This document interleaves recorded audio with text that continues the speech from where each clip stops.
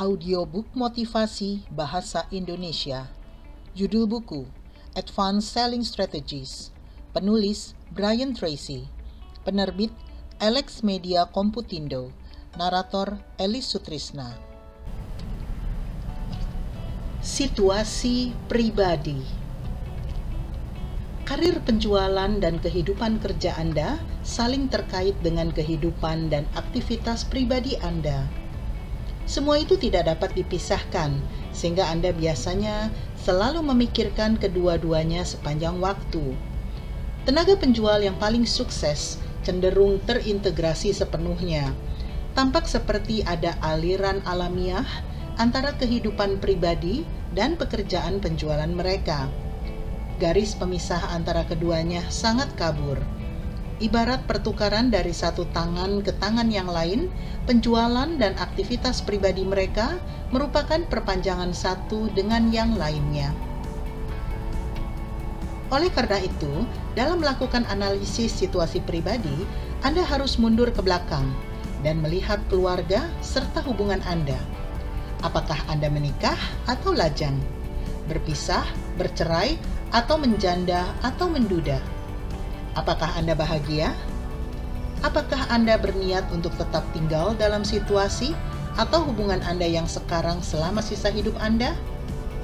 Jika ya, apa rencana Anda untuk memastikan kebahagiaan dan kepuasan terbesar dari apa yang Anda lakukan? Jika Anda tidak berencana untuk seterusnya bertahan dalam situasi Anda yang sekarang, apa rencana Anda untuk mengubahnya? Apa yang akan Anda lakukan setiap hari untuk membawa Anda pada situasi yang berbeda, sebulan atau setahun mendatang? Anda bertanggung jawab untuk situasi apapun yang Anda alami sekarang. Anda bertanggung jawab atas hidup Anda sendiri. Dimanapun Anda berada, dan apapun yang Anda lakukan, dan siapa teman Anda untuk melakukannya. Anda telah memutuskan untuk berada di sana. Hidup Anda hari ini adalah hasil pilihan pribadi Anda. Dan hidup ini bukanlah latihan untuk suatu hal lain. Ini adalah sesuatu yang nyata. Tidak mungkin memperbaiki kehidupan penjualan sepenuhnya jika Anda mempunyai masalah yang tak terselesaikan dalam kehidupan pribadi Anda. Apakah Anda memiliki anak? Berapa umur mereka? Sebaik apa pendidikan dan kehidupan pribadi mereka? Jika anak Anda masih kecil, apa rencana Anda untuk mereka di masa depan? Apakah Anda ingin agar mereka kuliah di perguruan tinggi? Apakah Anda memiliki rencana tabungan yang terorganisir untuk memastikan bahwa mereka dapat memperoleh pendidikan sebaik mungkin setelah menyelesaikan sekolah menengah atas? Jika tidak, kapan Anda merencanakan akan memulainya? Salah satu motivasi terbesar untuk melakukan sesuatu adalah anak-anak kita. Ada kalanya kita mengerahkan upaya yang luar biasa untuk menjamin kehidupan yang lebih baik bagi mereka. Apakah kebutuhan fisik, finansial, dan emosional anak-anak Anda membuat Anda menjadi lebih untuk memenuhinya? Bagaimana dengan rumah Anda? Setiap orang bermimpi memiliki rumah idaman, kapanpun, dimanapun. Bagaimana dengan Anda? Apakah Anda memiliki rumah sendiri atau menyewa? Apakah Anda memiliki apartemen atau kondominium? Apakah Anda bahagia dengan situasi kehidupan Anda yang sekarang? Atau apakah Anda mengimpikan sesuatu yang lebih besar? Jika ya, apa rencana Anda untuk mencapainya? Di mana Anda merencanakan akan berada dalam 2, 3, dan 5 tahun? Anda tahu tidak ada yang akan terjadi dengan sendirinya. Jika Anda ingin segala sesuatu menjadi lebih baik bagi Anda harus menjadikannya lebih baik. Buatlah daftar semua milik Anda. Apa jenis mobil Anda? Apakah Anda senang dengan mobil itu? Apakah Anda menginginkan mobil yang lebih besar, lebih baik, dan lebih cepat di masa depan? Apa rencana Anda untuk mencapainya? Bagaimana dengan pakaian, furniture, perangkat dapur, perhiasan, dan barang-barang milik pribadi Anda yang lain? Sebagai latihan, Buatlah daftar segala sesuatu yang terfikirkan yang pernah ingin Anda miliki dan nikmati dalam kehidupan pribadi Anda. Jangan khawatir tentang bagaimana Anda akan membayarnya saat ini. Bagian terpenting dari latihan ini adalah Anda membiarkan pikiran Anda mengalir bebas dan mengimpikan impian besar. Jika Anda telah menikah, duduklah bersama pasangan Anda dan tuliskan segala hal yang pernah ingin Anda miliki dan nikmati. Semakin panjang dan luas daftar Anda menjadi semakin fokus dan energi Anda semakin besar untuk mencapai sasaran penjualan dan penghasilan yang akan membuat semua itu terjadi. Bayangkan bahwa jawaban atas semua pertanyaan tersebut adalah bagian dari teka-teki puzzle yang Anda kocok dalam kotak dan dituangkan ke atas permukaan yang rata. Ibarat memasang puzzle dengan meletakkan semua bagiannya di depan Anda dan kemudian mulai menyusunnya satu demi satu. Anda membentuk kehidupan yang besar dengan meletakkan semua bagian dari masa lalu, masa kini, dan masa depan yang Anda inginkan, dan kemudian menatanya menjadi satu cetak biru untuk pencapaian. Ketika rencana strategis pribadi disatukan, Anda akan mulai mencapai sasaran dengan kecepatan yang membuat Anda takjub. Pemikiran zero based. Ini adalah bagian vital dari pemikiran strategis. Pemikiran zero base adalah perluasan dari akuntansi zero base, di mana setiap pengeluaran harus dibenarkan setiap tahun atau secara otomatis dibatalkan. Dalam pemikiran zero base, Anda membenarkan setiap keputusan yang pernah dibuat dengan analisis yang ketat. Anda bertanya, dengan apa yang saya ketahui sekarang, akankah saya membuat keputusan semacam ini lagi dengan cara yang sama? Hampir setiap orang terlibat dalam satu atau lebih situasi yang tidak ingin ia masuki sejak awal, jika ia harus mengulanginya lagi. Situasi negatif ini menjadi penghambat bagi Anda untuk menciptakan kehidupan yang ideal. Anda tidak dapat mencapai tingkatan kesuksesan dan kepuasan yang tinggi yang mungkin dicapai jika masih ada bagian besar dalam kehidupan Anda yang ingin diubah selama masih memungkinkan. Semua itu seringkali menjadi belenggu bagi kemungkinan Anda. Hal itu meremehkan Anda. Semua itu mengurangi kepercayaan diri dan harga diri Anda, dan sering membuat Anda merasa putus asa atau terjebak. Acap kali semua itu membuat Anda secara tidak sadar menginjak rem potensi kehebatan dalam penjualan Anda. Diperlukan keberanian untuk menghadapi fakta bahwa Anda berada dalam situasi yang tidak ingin Anda masuki sejak awal jika harus mengulanginya kembali. Diperlukan keberanian untuk mengakui bahwa Anda merasa terjebak.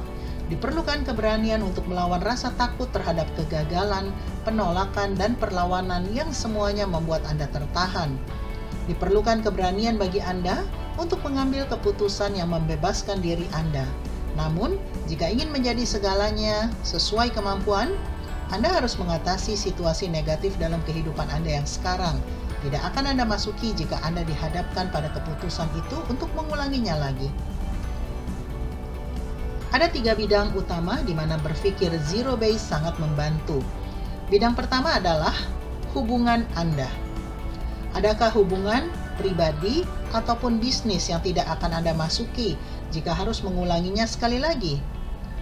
Banyak orang misalnya yang berada dalam pernikahan yang salah dan semua energinya terbuang untuk mencoba mempertahankan pernikahan tersebut walaupun mereka tidak bahagia. Jika Anda seorang manajer, adakah pegawai yang tidak akan Anda rekrut jika Anda harus melakukannya sekali lagi? Banyak manajer telah merekrut orang yang salah dan terus-menerus merasa frustrasi dengan kurangnya hasil-hasil mereka. Dengan apa yang sekarang mereka ketahui, mereka tidak akan pernah merekrut orang itu kembali. Dan selama mereka mempertahankan orang tersebut dalam mendaftar gaji, mereka akan merasa tertekan dan tidak puas. Adakah orang dalam hidup Anda yang tidak Anda sukai? Apakah Anda berteman dengan orang yang memberi pengaruh negatif pada Anda? Banyak orang berada dalam hubungan buruk yang mereka rasa wajib untuk diteruskan walaupun mereka tidak mendapat apa-apa dari hubungan itu. Adakah orang yang bersama Anda saat ini yang apabila harus mengulangi kembali, Anda akan menjauhinya? Jika ada, Anda harus membuat keputusan untuk memutuskan pertemanan dengan orang-orang ini. Anda harus menerima fakta umum bahwa orang jarang berubah, bahwa situasi tidak akan menjadi lebih baik kecuali Anda menjadikannya lebih baik. Membebaskan diri sendiri dari situasi yang buruk hampir dipastikan mengharuskan Anda meninggalkan atau mendorong orang lain untuk pergi. Ada seorang wanita yang bekerja untuk kami, dan belum lama ini pekerjaannya buruk sehingga menimbulkan banyak masalah. Istri saya yang menjadi presiden perusahaan kami dengan berbagai cara telah berbicara untuk memindahkan orang ini ke posisi lain dan merekrut orang lain untuk menggantikannya. Kemudian, saya mengajukan kepada istri saya suatu pertanyaan kunci. Maukah kau merekrutnya kembali jika harus melakukannya lagi? Segera ia menjawab, tentu saja tidak. Dan pada saat itu, ia menyadari apa yang harus dilakukannya. Jika ia tidak ingin merekrutnya kembali, itu berarti pegawai tersebut harus pergi secepat mungkin. Dan itulah yang benar-benar ia lakukan. Setiap manajer yang pernah saya temui memiliki seseorang di kantornya yang tidak ingin direkrutnya lagi. Saran terbaik yang dapat saya berikan kepada para eksekutif adalah bahwa Anda tidak dapat meneruskan tugas untuk membangun organisasi yang unggul jika Anda masih merasa sedih dengan orang-orang yang tidak ingin Anda rekrut kembali. Anda harus kembali dan mengatasi masalah orang-orang lama, karena Anda dapat melanjutkan dengan menciptakan situasi orang-orang yang baru dan lebih baik. Tempat kedua di mana Anda menerapkan pemikiran zero base terkait dengan investasi Anda. Apakah Anda berinvestasi dalam sesuatu yang dengan apa yang Anda ketahui sekarang, Anda tidak akan melakukannya kembali? Jika ya, pertanyaan Anda seharusnya, bagaimana saya dapat keluar dari ini dan seberapa cepat? Salah satu karakteristik dari orang yang berfungsi sepenuhnya adalah bahwa ia bersedia bersikap jujur dan objektif terhadap diri dan kehidupannya dan menghentikan kerugiannya jika perlu. Ia memiliki karakter untuk mengakui bahwa ia melakukan kesalahan.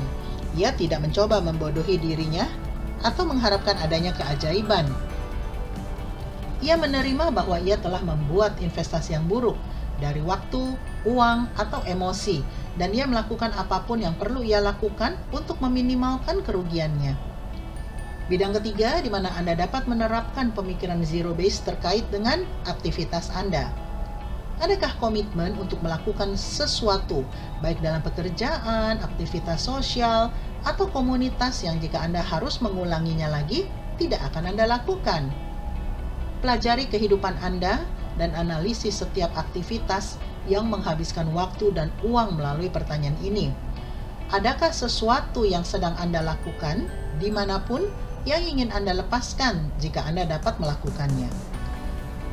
Anda akan selalu mengetahui di mana harus menerapkan konsep pemikiran zero base melalui uji stres.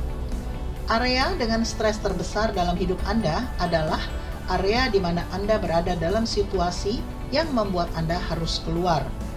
Anda selalu mengalami kecemasan, frustrasi, kemarahan, kepahitan, dan bahkan depresi ketika merasa terjebak ke dalam sesuatu yang tidak ingin Anda masuki jika harus mengulanginya lagi.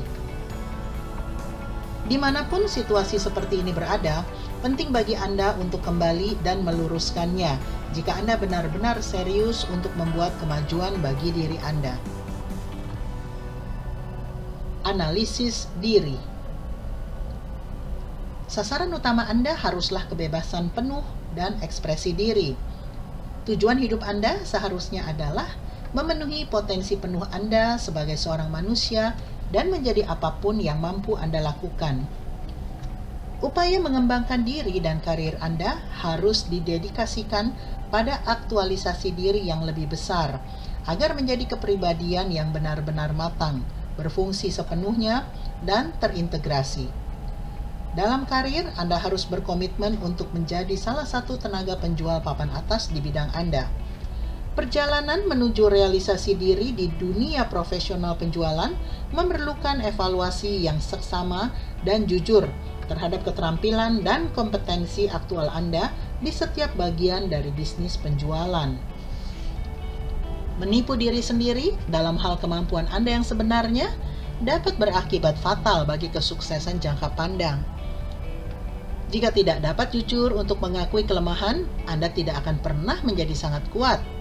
Kita sangat sensitif jika dievaluasi atau dikritik orang lain. Perasaan takut dihakimi ini membuat kita menjadi hipersensitif terhadap komentar dan pernyataan orang lain, bahkan ketika mereka mencoba membantu kita. Para tenaga penjual sangat tidak suka ketika manajer penjualan mereka datang untuk memeriksa kunjungan penjualan dan memberikan umpan balik sesudah itu. Oleh karena sangat sensitif terhadap kegagalan dan penolakan, kita selalu berusaha menghindar sedapat mungkin dan tidak mau menghadapi kemungkinan bahwa mungkin kita tidak cukup kompeten di area tertentu. Salah satu praktik terpenting dari kepemimpinan pribadi, khususnya dalam penjualan, adalah penerapan prinsip realitas. Kemampuan untuk menghadapi diri sendiri dan kehidupan dengan jujur dan objektif adalah ciri orang superior. Psikolog Abraham Maslow menemukan bahwa pria dan wanita yang mengaktualisasikan diri dapat sepenuhnya bersikap jujur dan tulus terhadap diri sendiri. Psikolog Carl Rogers menyebut hal ini sebagai orang yang berfungsi penuh, yaitu orang yang benar-benar menerima dirinya dan tidak bersikap defensif. Orang yang paling maju akan tampak sebagai individu yang dapat melihat dirinya dengan kejujuran penuh dan tidak merasa perlu menjelaskan ataupun beralasan. Prinsip realitas mengatakan bahwa Anda harus menghadapi dunia apa adanya, bukan seperti yang Anda harapkan. Hidup bersama realitas yang merupakan perluasan dari kejujuran pribadi berarti menolak untuk terjebak dalam penipuan diri. Ini berarti menerima kelemahan dan juga kekuatan. Ini berarti menghadapi kehidupan apa adanya, bukan seperti yang Anda harapkan, impikan, atau doakan. Faktor-faktor kritis kesuksesan. Segala sesuatu yang terjadi berjalan sesuai hukum, sebab, dan akibat.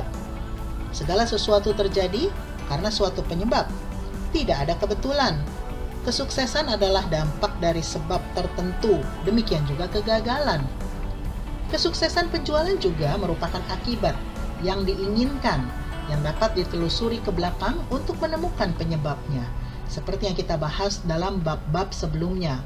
Hal ini sebagian besar juga dapat diprediksi. Salah satu kemajuan terbesar dalam kesuksesan pribadi dan bisnis adalah ditemukannya konsep faktor-faktor kritis kesuksesan. Ada faktor-faktor yang menentukan kesuksesan atau kegagalan suatu perusahaan atau individu. Kinerja yang buruk di bidang apapun sudah cukup menghambat seluruh perusahaan. Untunglah, jarang sekali terdapat lebih dari 5 atau 7 faktor. Tetapi dimanapun masalah dalam bisnis atau pekerjaan, biasanya penyebab utama adalah kelemahan di salah satu bidang itu. Kami telah membahas faktor kritis bagi kesuksesan dalam penjualan di sepanjang buku ini. Beberapa di antaranya adalah pendekatan pelanggan, menjalin hubungan, identifikasi masalah, solusi penjualan, penentuan posisi dalam persaingan, mengatasi kecemasan, dan mendapatkan konfirmasi, menindaklanjuti, dan menyelesaikan, dan manajemen pribadi. Kelemahan dalam salah satu bidang ini dapat mengurangi atau bahkan fatal bagi kesuksesan penjualan. Setiap keterampilan ini harus dilaksanakan dengan kompetensi tingkat tinggi, sehingga Anda dapat mengambil manfaat sepenuhnya dari keterampilan Anda di bidang-bidang lain. Gagasan faktor-faktor kritis kesuksesan ini dapat diterapkan secara luas. Faktor-faktor kritis ini ada dalam bisnis, keluarga, pernikahan, kesehatan, dan kebugaran, kesuksesan finansial, dan seterusnya. Untuk mencapai keunggulan di semua bidang ini, Anda harus mengidentifikasi faktor-faktor kritis bagi kesuksesan untuk bidang tersebut. Anda harus menganalisis skor Anda dengan jujur dalam skala 1 sampai 10 untuk setiap faktor, dan kemudian menyusun suatu rencana untuk menaikkan nilai-nilai Anda dalam faktor-faktor yang mungkin belum Anda kuasai. Anda tidak dapat membiarkan diri lemah dalam salah satu bidang kunci ini.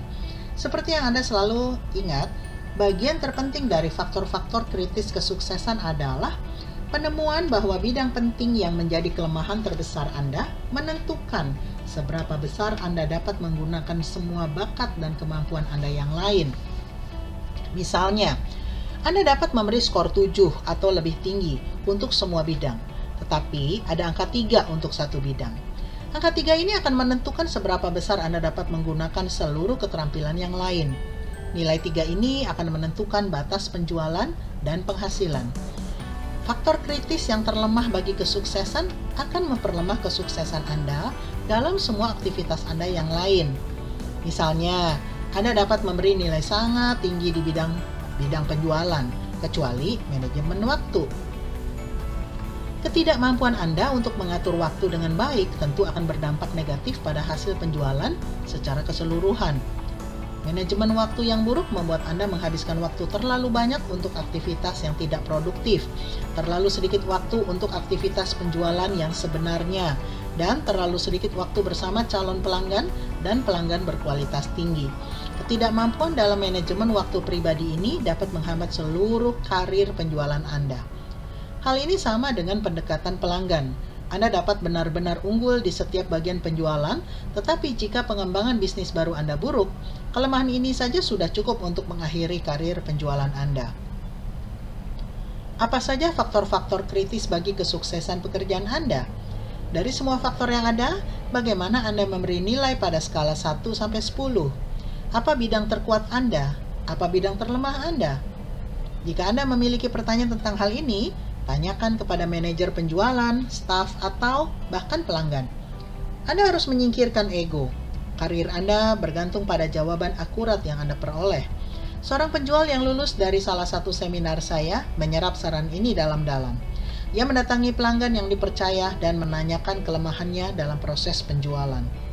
Ketika si pelanggan melihat bahwa ia dengan tulus ingin mengetahui hal tersebut, tanpa merasa kecewa atau tersinggung, pelanggan ini mengatakan, "Anda mengajukan pertanyaan, tetapi ketika saya mulai menjawab, Anda menyela dan terus berbicara tentang produk atau diri Anda." Penjual ini terpana. Tidak terpikir olehnya bahwa ia menyela. Ia benar-benar tidak menyadari perilakunya, seperti juga sebagian besar dari kita. Tetapi, ia memeriksa ulang dengan pelanggan lain, dan pelanggan itu mengatakan hal yang sama. Informasi ini membantunya untuk menyesuaikan perilakunya dan memberikan suatu peningkatan besar dalam hasil penjualannya. Ketika Anda meminta umpan balik dan mendapatkan respons yang tidak Anda sukai, alih-alih berdebat dan membela diri, katakan lebih banyak. Jika orang tersebut menuduh Anda melakukan atau tidak melakukan sesuatu dan Anda tidak menyetujui tuduhan itu, alih-alih berdebat, katakan saja, misalnya, jangan merasa bahwa Anda harus berdebat atau membela diri. Dengarkan saja dan jangan memberikan komentar. Ketika Anda melatih diri untuk menggunakan salah satu atau kedua pernyataan ini secara rutin, Anda akan takjub dengan kualitas umpan balik yang jujur dari orang lain. Dengan umpan balik ini, Anda segera dapat mulai memperbaiki kinerja Anda di bidang-bidang tersebut. Anda tidak perlu menghabiskan energi besar untuk membela atau membenarkan diri sendiri. Dalam bentuk analisis diri, apa bidang keunggulan Anda? Bagaimana proposisi penjualan Anda yang unik sebagai seorang tenaga penjual? Apa yang membuat Anda berbeda dan lebih baik dari para pesaing? Apa yang menjadi keunggulan kompetitif Anda? Apa keunggulan bersaing Anda yang berwujud? Apa keunggulan bersaing Anda yang tak berwujud? Mengapa orang harus membeli dari Anda dan bukan dari orang lain dalam perusahaan Anda atau dari seseorang di perusahaan lain? Setiap orang memiliki kapasitas untuk menjadi unggul di bidangnya. Anda dapat menjadi sangat bagus sebagai seorang tenaga penjual dengan mengidentifikasi bagian-bagian yang berpotensi untuk menjadi unggul dalam karakter dan kepribadian Anda, dan kemudian mulai mengembangkannya. Anda dapat mendedikasikan diri sendiri untuk belajar dan berlatih dalam bidang-bidang tersebut. Anda dapat mempraktikkan keterampilan tersebut dalam percakapan penjualan. Mungkin saja kualitas kepribadian dan sikap Anda yang penuh perhatian terhadap kebutuhan pelanggan merupakan keunggulan kompetitif Anda yang unik dan tak berwujud. Tenaga penjual yang baik sering berkata, Anda dapat membeli produk ini dari orang lain, tetapi ada satu hal yang tidak dapat diberikan oleh siapapun, saya. Jika Anda membeli dari saya, Anda mendapatkan saya sebagai bagian dari paket. Jika Anda dapat memperoleh kesepakatan yang lebih baik dari tempat lain, silahkan Anda menerimanya. Anda juga harus menganalisis citra diri Anda. bagaimana penampilan Anda di depan calon pelanggan, evaluasi pakaian, penampilan, dan aksesori Anda. Berkacalah dan tanyalah kepada diri Anda, apakah saya tampak seperti salah satu profesional penjualan papan atas di industri saya? Jika Anda memiliki pertanyaan atau ketidakpastian, mintalah saran dari orang lain. Tanyakan bagaimana Anda dapat memperbaiki penampilan Anda. Selama Anda tidak bersikap defensif, orang lain akan mengatakan hal-hal yang dapat dilakukan untuk memperbaiki kesan yang akan Anda berikan dan tinggalkan pada pelanggan. Fondasi bagi perencanaan strategis pribadi adalah Anda meluangkan waktu untuk menentukan dan menerapkan nilai-nilai, visi, dan pernyataan misi Anda dengan hati-hati. Kemudian Anda menganalisis setiap aspek dari situasi pribadi Anda ketika ini dipraktikkan. Seperti mengambil inventory dari sebuah gudang besar, Anda mengambil inventory pribadi dari setiap aspek kehidupan pribadi dan keterampilan profesional Anda. Semakin Anda jujur dan akurat, Anda dapat menganalisis secara objektif dan tepat tentang di mana Anda, dari mana Anda berasal, dan hal-hal yang perlu Anda lakukan untuk sampai di tempat yang dituju. Kemajuan Anda semakin cepat, dan penjualan yang Anda hasilkan semakin banyak. Analisis perusahaan. Profesional penjualan terbaik meluangkan waktu untuk benar-benar mengakrabi setiap aspek perusahaan mereka. Mereka mengetahui bagaimana dan kapan perusahaan dimulai. Mereka mengetahui siapa pemain kunci dalam organisasi. Mereka memahami hubungan yang kuat dan orang-orang yang mempengaruhi berbagai macam keputusan. Mereka memahami hubungan antara berbagai eksekutif dalam berbagai departemen. Mereka mengamati, memperhatikan, sangat mengetahui segala sesuatu tentang perusahaan yang mereka wakili. Berapapun ukuran perusahaan, Anda perlu mengetahui produk utama, kelompok pelanggan utama, dan pasar yang dilayaninya. Bagaimana perusahaan dimulai dan apa yang dijualnya saat itu, khususnya apa produk, pelanggan, dan pasar yang menonjol dalam 3 atau 5 tahun terakhir. Bagaimana semua itu dapat berbeda dari apa yang dilakukan perusahaan saat ini? Apa saja tren di dalam perusahaan?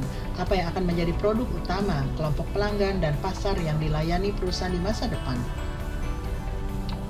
Telah diketahui bahwa ada 3 tipe manusia. Ada segelintir orang yang mampu merealisasikan sesuatu. Ada sejumlah besar orang yang mengamati apa yang terjadi. Dan kemudian ada mayoritas sisanya yang hanya bertanya, apa yang terjadi? Ketika bergerak untuk menjadi salah satu dari orang-orang yang merealisasikan, Anda harus menjadi pengamat dari apa yang sebenarnya terjadi di sekitar Anda. Apakah strategi korporat perusahaan Anda? Apakah perusahaan Anda berkomitmen untuk mencapai, menghindari, atau melindungi pasar yang ada sekarang? Apa saja nilai-nilai perusahaan Anda? Apa yang diwakili perusahaan Anda? Mungkin nilai ini tertulis atau tidak tertulis, tetapi pasti ada. Nilai-nilai ini ditunjukkan melalui cara perusahaan memperlakukan orang-orangnya dan pelanggannya. Apa saja nilai-nilai tersebut? Nilai-nilai Anda adalah inti kepribadian Anda. Nilai-nilai perusahaan Anda adalah inti kepribadian korporatnya. Idealnya, nilai-nilai pribadi Anda harus selaras dengan nilai-nilai perusahaan Anda. Seharusnya tidak ada konflik dan kontradiksi. Kenyataannya, sulit bagi Anda untuk menjual sebaik mungkin jika mendapati bahwa perusahaan memiliki nilai-nilai yang tidak Anda setujui. Jadi, putuskan apa saja nilai-nilai Anda, dan kemudian temukan apa saja nilai-nilai perusahaan Anda. Pastikan keduanya saling cocok satu sama lain. Apa strategi pemasaran perusahaan Anda? Apa proposisi penjualan perusahaan Anda yang unik? Apa keunggulan kompetitif perusahaan Anda? Apa bidang keunikan atau keunggulannya? Apa yang dapat dilakukan oleh perusahaan Anda lebih baik daripada perusahaan lain? Setiap individu dan setiap perusahaan dibangun di sekitar kompetensi inti yang spesifik. Kompetensi inti adalah hal-hal yang dapat dilakukan perusahaan dengan baik. Biasanya, lebih baik daripada perusahaan lain. Semua proses, fungsi, produksi, dan jasa mengalir keluar dari kompetensi inti perusahaan. Seperti juga Anda memiliki keterampilan inti, perusahaan Anda memiliki bidang-bidang tertentu di mana ia unggul di pasar. Apa saja bidang-bidang itu? Bagaimana positioning perusahaan Anda di dalam pasar saat ini? Ini memberikan dampak pada penjualan Anda, sama dengan faktor lainnya. Salah satu penyebab utama orang membeli atau menolak membeli sesuatu adalah karena reputasi perusahaan. Ketika mewakili perusahaan yang memiliki reputasi sangat baik, Anda akan sangat jauh lebih mudah untuk menemui orang dan menghasilkan penjualan. Jika mewakili suatu perusahaan yang memiliki reputasi buruk, hal itu dapat mengganggu upaya penjualan yang Anda lakukan dengan sebaik-baiknya. Dr. Theodore Levitt dari Harvard Business School menulis dalam bukunya The Marketing Imagination bahwa aset paling berharga dari sebuah perusahaan adalah bagaimana perusahaan itu dikenal oleh pelanggannya. Acap kali reputasi suatu perusahaan di mata pelanggannya sangat berharga, sehingga perusahaan lain bersedia membayar jutaan dolar untuk goodwill yang terkait dengan nama tersebut. Bagaimana orang berpikir dan berbicara tentang perusahaan Anda? Khususnya, bagaimana peringkat kualitasnya? Menurut penelitian PIM Studies tentang strategi dan profitability, setelah menganalisis 620 perusahaan selama bertahun-tahun, satu-satunya variabel terpenting dalam menentukan profitabilitas perusahaan adalah peringkat kualitasnya di antara para pesaing. Bayangkan, jika perusahaan Anda memiliki peringkat nomor 4 dari 10 perusahaan dalam bisnis Anda, itu berarti ada 3 perusahaan lain yang dianggap lebih baik daripada perusahaan Anda dalam hal kualitas produk atau jasa. Dan ada 6 perusahaan yang dianggap lebih buruk. Peringkat ini biasanya menentukan penjualan dan profitabilitas setiap perusahaan. Bagaimana peringkat perusahaan Anda? Bagaimanapun kualitas ditentukan oleh pelanggan. Kualitas adalah apa yang dikatakan pelanggan yang sebenarnya. Dan definisi pelanggan tentang apa yang membentuk kualitas yang bersedia ia bayar dibandingkan dengan penawaran kompetitif lainnya berubah setiap saat. Pada dasarnya, kualitas terdiri atas produk itu sendiri, ditambah layanan terkait yang menyertai produk, dan bahkan cara produk itu dijual. Hubungan antara harga dan nilai yang diterima juga menjadi bagian dari penilaian kualitas. Dengan kata lain, harga yang wajar dapat menaikkan persepsi tentang kualitas, sedangkan harga yang lebih tinggi akan menurunkannya. Bagaimanapun juga, Anda harus menemukan bagaimana pelanggan mendefinisikan kualitas sebelum menjadikannya sebagai fitur penjualan produk Anda. Anda juga memiliki peringkat kualitas pribadi dalam organisasi Anda. Semua tenaga penjual di suatu perusahaan memiliki peringkat, baik formal ataupun tidak, dari yang terbaik sampai yang terburuk. Bagaimana peringkat kualitas pribadi Anda? Siapa yang ada di depan dan di belakang Anda? Inilah yang menjadi pertanyaan kunci. Bagaimana Anda dapat menaikkan peringkat kualitas Anda? Apa yang dapat Anda lakukan untuk menjadi lebih baik? Ada hubungan langsung antara penjualan, penghasilan, dan peringkat kualitas Anda. Salah satu sasaran Anda haruslah bergerak naik menuju posisi puncak. Anda tidak harus melompat dari nomor 5 ke nomor 1 dalam semalam. Satu-satunya yang harus Anda lakukan adalah beranjak dari nomor 5 ke nomor 4. Kemudian Anda dapat naik ke nomor 3 dan seterusnya. Komitmen untuk menaikkan peringkat kualitas Anda dalam perusahaan adalah hal penting bagi kesuksesan pribadi Anda. Begitu pula komitmen perusahaan Anda untuk menaikkan peringkat kualitasnya di pasar adalah penting untuk kesuksesannya. Bagaimana Anda dapat melakukannya? Analisis pasar. Semua strategi pada akhirnya adalah strategi pasar. Semua perencanaan strategis dalam analisis akhir ditujukan pada pasar dan untuk memperbaiki hasil relatif di pasar yang kompetitif. Strategi difokuskan keluar pada pelanggan dan persaingan. Strategi ditujukan ke masa depan dan mengubah hasil yang akan terjadi jika tidak ada strategi. Strategi adalah mengatur dan menata kembali sumber daya untuk meningkatkan penjualan hingga melampaui apa yang akan dicapai jika Anda belum terlibat dalam proses perencanaan strategis pribadi. Kebanyakan tenaga penjual berada dalam apa yang disebut modus operasional. Mereka fokus untuk melakukan pekerjaan dari hari ke hari dan sangat jarang memikirkan apa yang mungkin terjadi dalam 1 bulan atau 1 tahun mendatang. Tetapi ketika melakukan analisis pasar yang dikombinasikan dengan perencanaan strategis pribadi, Anda akan bergerak ke dalam modus pengelolaan. Anda bertanggung jawab atas arah karir penjualan Anda, bukannya membiarkan diri Anda terbawa arus, seperti yang terjadi pada banyak tenaga penjual. Dalam bab 8 tentang pendekatan pelanggan, saya akan merinci semua pertanyaan yang harus Anda ajukan untuk menganalisis produk atau jasa Anda di pasar, khususnya bila dibandingkan dengan produk atau jasa lain yang tersedia. Analisis pasar yang terus-menerus ibarat radar yang memindai horizon. Kemungkinan Anda untuk memfokuskan upaya dan menyasar calon pelanggan, sehingga Anda dapat menjual lebih cepat dan lebih mudah. Pastikan untuk mengulang bab tersebut 2 kali sampai Anda menghayati konsep dan pertanyaan yang ada di dalamnya. Terima kasih sudah mendengarkan audiobook motivasi bahasa Indonesia dengan judul Advanced Selling Strategies dengan penulis Brian Tracy, penerbit Alex Media Komputindo, dan narator Elis Sutrisna. Penasaran dengan kelanjutan dari audiobook ini? Silakan subscribe dan bunyikan loncengnya agar ada notifikasi ketika lanjutannya diposting. Silakan like dan komen audiobook ini juga ya. Terima kasih. Sampai jumpa di bagian lain.